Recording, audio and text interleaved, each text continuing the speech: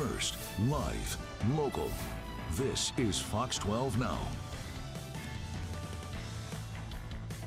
Hello and welcome to Fox 12 Now. I'm Craig Nibbler, taking a live look there at Portland. That's from our Shriners Cam overlooking the city. You know what? I'm not seeing a whole lot of rain right this minute. So to me, that's kind of a good thing, but I think there's some more on the way. Still looks pretty nice out there. And again, thank you for joining us. We are live streaming here every weekday. We are on Facebook, YouTube, our website, and our apps. So lots of places to watch the show and also find the conversations afterwards, share them, and all of that. We cover a broad range of topics here. Right now, though, we're going to be talking about the state of air, the state of the air in Northwest Oregon, and that is because the American Lung Association has released their report. It covers a lot more than just right here, but we're going to focus a little bit on that. But we're going to discuss what this report is, what we should be concerned with when it comes to air quality, and maybe some things that we can actually do to help improve it and stay safe. We've got all of that happening right now with Carrie Nyssen from the American Lung Association, who is joining us. And Carrie, thank you for being here. I know it's a very busy time for you for a lot of things happening, but appreciate your time here. And to start off, I think for everybody out there, in case they're unfamiliar with this report, could you give us an idea of what this is and maybe how long you've been putting this out? You bet. And Craig, thanks so much for having me today. I always like talking about our air and what we can do about it to make sure we're always staying as healthy as we can be. The State of the Air report, this is actually our 25th year that we've done this report.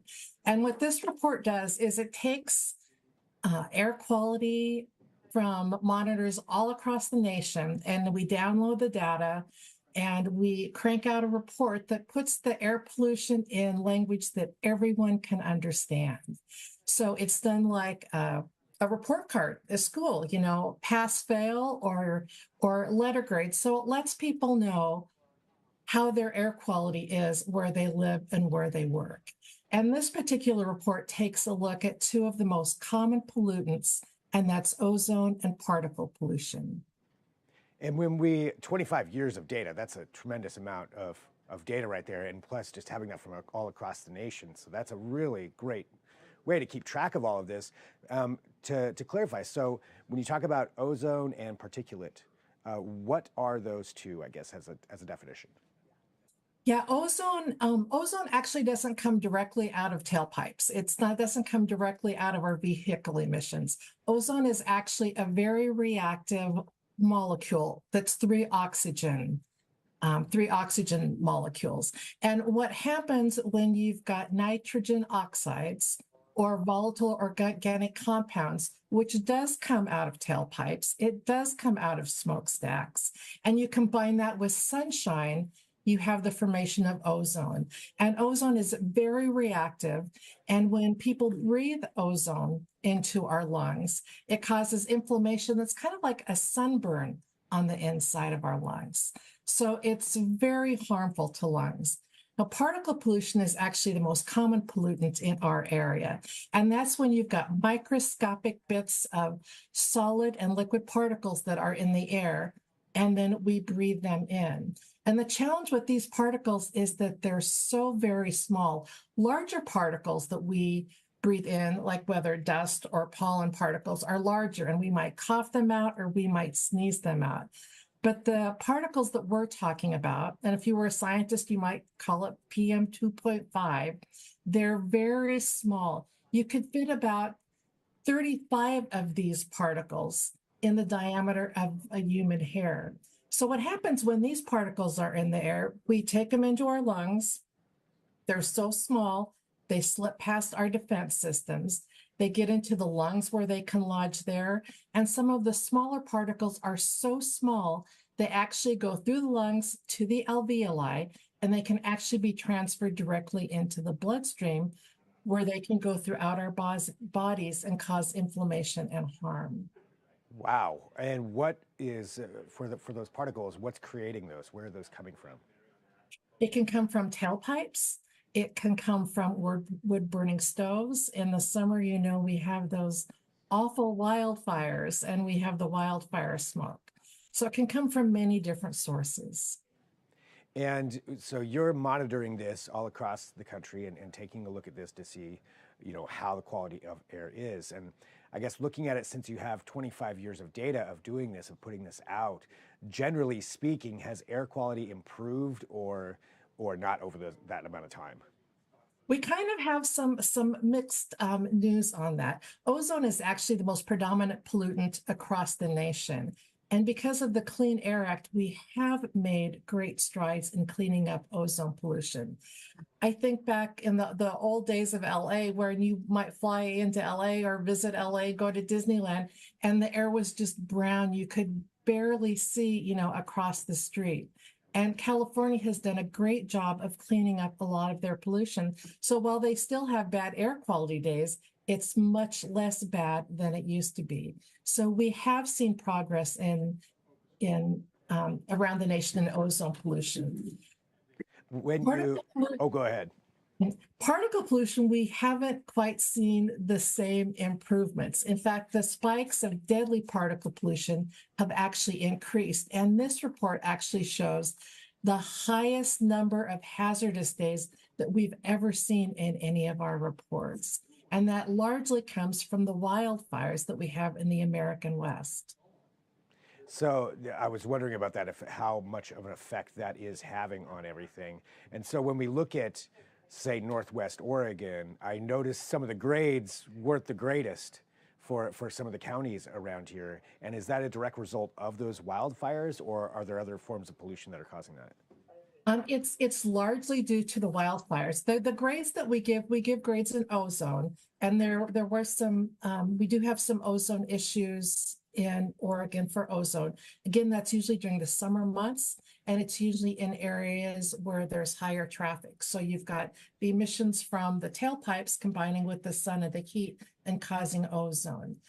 There's two concerns around the particle pollution, and there's two different areas that we take a look at. The one is the 24-hour standard, and so that's the short-term spikes.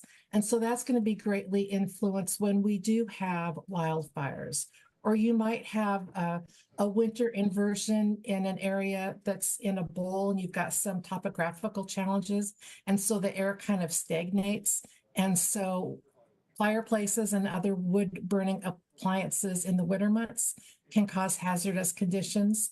And then we also have some failing rates when it comes to the annual standard. And that's just taking a look at the day in and the day out air pollution that we have every day. And a lot of that is from our vehicles and from diesel trucks.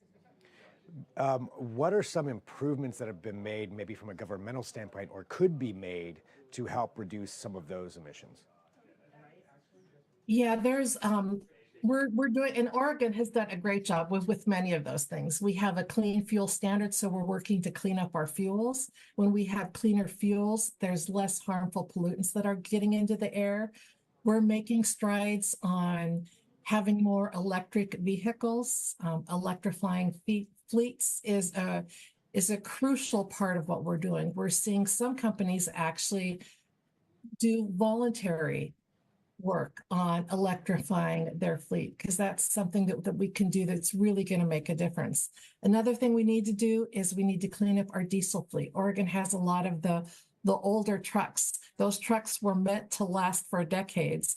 And the sad news about those trucks being around so long is they're very, very polluting. So we need to clean up those as well. And we just need to take a look at strategies to do what we can to reduce our climate pollution and greenhouse gases, because the more of those emissions that we have in the air, the more challenges that we're going to have around our changing climate. And when we talk about those challenges, what are some of the ramifications for individuals from that? I know you mentioned some of the pollutants can go through the blood, through the lungs into the bloodstream. What are some of the general indicators of somebody who is maybe encountering some kind of pollution like this? Yeah, well, and I also want to talk about people who are extremely vulnerable to air pollution, because that's really important to know too. Children and our youth are really susceptible to bad air. 80% of our lung development happens after we're born. So when you have young lungs that are exposed to any air toxic, whether it's the ozone or the particle pollution, or if there's smoking in the home, if you've got secondhand smoke, or we know a lot of kids are vaping and putting things into our lungs. Anytime that there's any toxins that are going into young lungs, it could be causing irreversible harm, and it actually can prevent those lungs from developing into healthy lungs. Bad air quality is also really hard on our elderly. Their immune system are more compromised, and they're just not able to counterbalance the toxic reactions that's happening in their body. Of course, people with lung disease, so asthma, COPD, lung cancer, bad air quality exacerbates all those diseases. People with heart conditions, stroke conditions, diabetes, other chronic conditions are also really susceptible. So coughing, wheezing, sometimes even trips to the ER if you have a hard time breathing. It actually can affect preterm births, and it also can actually affect mortality, premature deaths from exposure to particle pollution. And the other really horrifying one with particle pollution is it can cause lung cancer. What are some things that individuals at home can do to help protect themselves from this poor air quality and the ramifications of that? I think the most important thing that we can do is to care about our air and know what your air quality is. There's a website, airnow.gov, that one can go and you can see what the air quality is where you live. You can put in your zip code and it will show you. There's an app on the phone that also does that as well. And why that's so important is if it's a really bad air quality day, that's a day when you really want to limit the time that you spend outside.